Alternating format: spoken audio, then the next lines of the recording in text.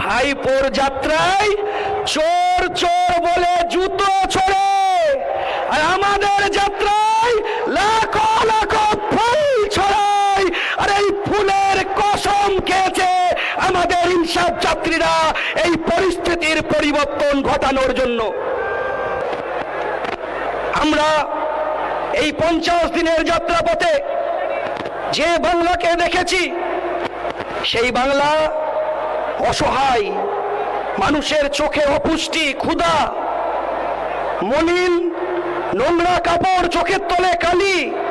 রাস্তার দুধারে দেখেছি ফাটা গোড়ালি, রাস্তার দুধারে দেখেছি আমাদের মায়েদের নখের তলে ময়লা। এ বাংলা, এ বাংলা নজরুলের বাংলা নয়, এ বাংলা সুকান্তের বাংলা নয়। এই বাংলা আজকে ডাকিনীর বাংলাতে পরিণত করেছে, এই বাংলাকে চোর লুটেরা ধাপ্পাবাজের বাংলাতে পরিণত করেছে। এই লুটের বাংলাকে রক্ষা করে জনগণের বাংলায় পরিণত করার জন্য আমাদের পদযাত্রীরা রাস্তায় হেঁটেছেন। এই 50 দিন যাত্রাপথে আমাদের অসংখ্য অভিজ্ঞতা। এই বাংলার মাটিতে আমরা তখন দার্জিলিং এর চা বাগান দিয়ে আসছি, আমার চা বাগানের মা শ্রমিকরা বলছে আমার বাচ্চাদেরকে দেখো চিড়িয়াখানার মতন। একটা গোটা দিন চা বাগানে কাজ করার পরে যা উপার্জন হয়, আমার ছেলেকে একটু ভালো খাবার দিতে পারি না, রেশন পাই না। আমি ঘরের থেকে আবাস যোজনার ঘর পাইনি, আমার জমির অধিকার নেই। আমি চা বাগানের শ্রমিক, আমি আমার ছেলেটাকে বুকের দুধটুকু খাওয়ানোর অধিকার আমার নেই। খাঁচার মধ্যে আমার ছেলেটা আছে, অথচ এই একই ভারতবর্ষের বুকে কিছু মানুষ আছে চা খান সকালবেলা উঠে, অথচ চা বাগানের শ্রমিক তার ছেলেকে তার বুকের দুধটুকু খাওয়াতে পারছে না। ইনসাফ চেয়েছেন এই ইনসাফ যাত্রার মিছিলে এসে।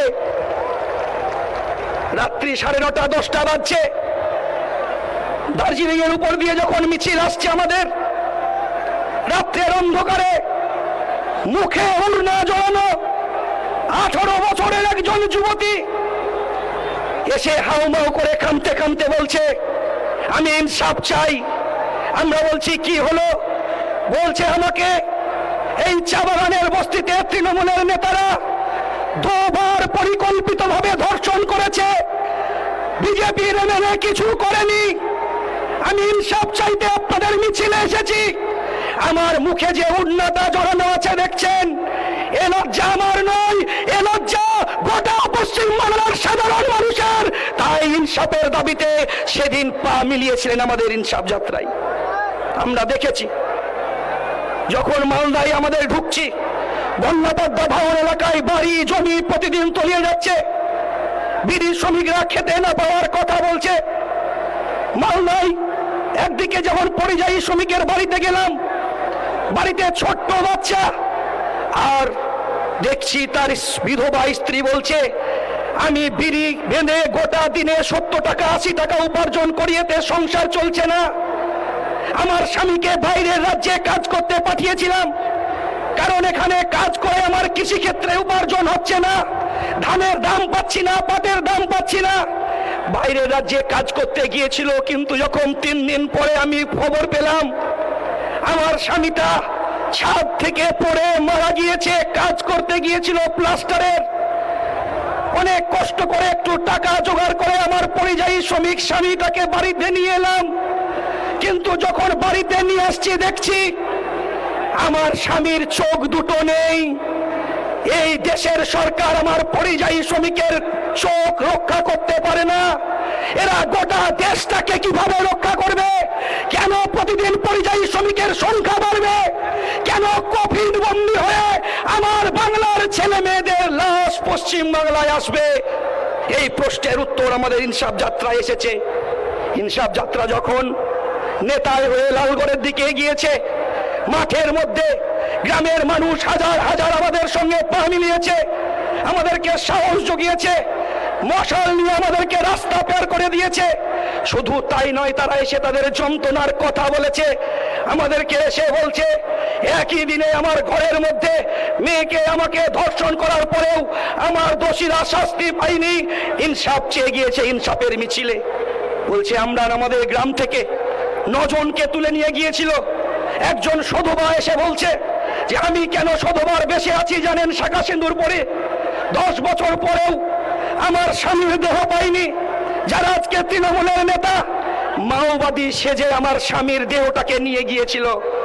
আর একজন বিধবা মহিলা এসে বলছে জানেন আমি কেন আজকে বিধবার বেশে আছি, তার কারণ আমি আমার স্বামীর লাশটা পাইনি ঠিকই, কিন্তু রাস্তার ধারে একটা কঙ্কাল ছিল, সেই কঙ্কালে অপারেশনের সময় আমার স্বামীর শরীরে একটা লোহার টুকরো ছিল, সেই লোহার টুকরো দেখে আমি চিহ্নিত করেছি এটা আমার স্বামীর দেহ।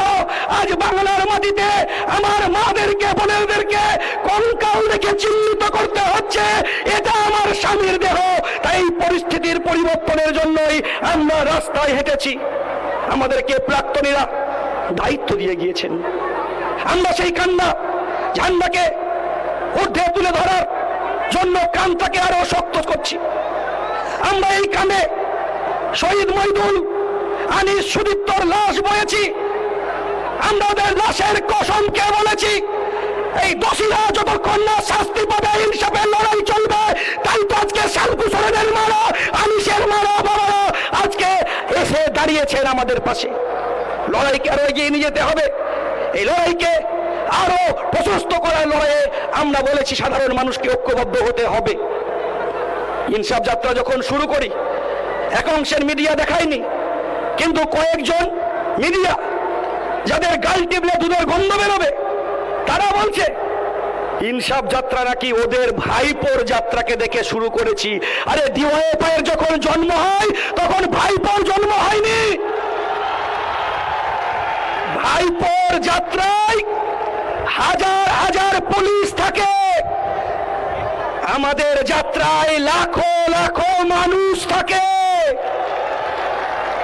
ভাইপোর যাত্রায় লক্ষ লক্ষ টাকার তাবু থাকে, আমাদের যাত্রায় বাপ কাকাদের ঘামের টাকা দিয়ে আমাদের কৌটো নাচিয়ে সেই টাকা দিয়ে একটু ডাল ভাত আর চাদর মুড়ি দিয়ে থাকার ব্যবস্থা থাকে।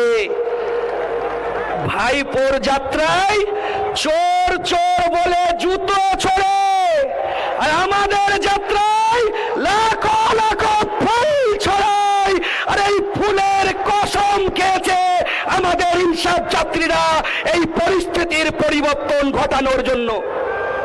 আজকের সময়ে দাঁড়িয়ে একটা সময় বলছিল না তৃণমূলের কয়েকজন নেতারা যারা আজকে কম্বল মুড়ি দিয়ে জেলে রাত কাটাচ্ছে, আমাদের নেতাদেরকে ঘরে ঢুকিয়েছিল, তারা আজকে আমাদের মঞ্চে আছে, সমাবেশে আছে। যারা বলেছিল পিঠের চামড়া তুলে দিয়ে পায়ের জুতো বানাবে, সময় আর বেশি দিন নেই, গোটা বাংলার মানুষ তৈরি হচ্ছে এই তৃণমূল আর পুলিশের দলদাস এক অংশের পিঠের চামড়াকে গুটিয়ে ঢোল তৈরি করবে, চরম চরম ঢাক বাজাবে, আর সেই ঢাকের তালে সমাবেশ এই ব্রিগেডের মাঠে নয়, প্রতিটি বুথে প্রতিটি পাড়ায় এই প্রতিরোধের ব্যারিকেড তৈরি করতে হবে। যে ব্যারিকেড আগামী দিনের বুথে বুথে লড়াইকে আরো প্রশস্ত করবে। সকলকে অভিনন্দন, লাল সালাম জানিয়ে আমার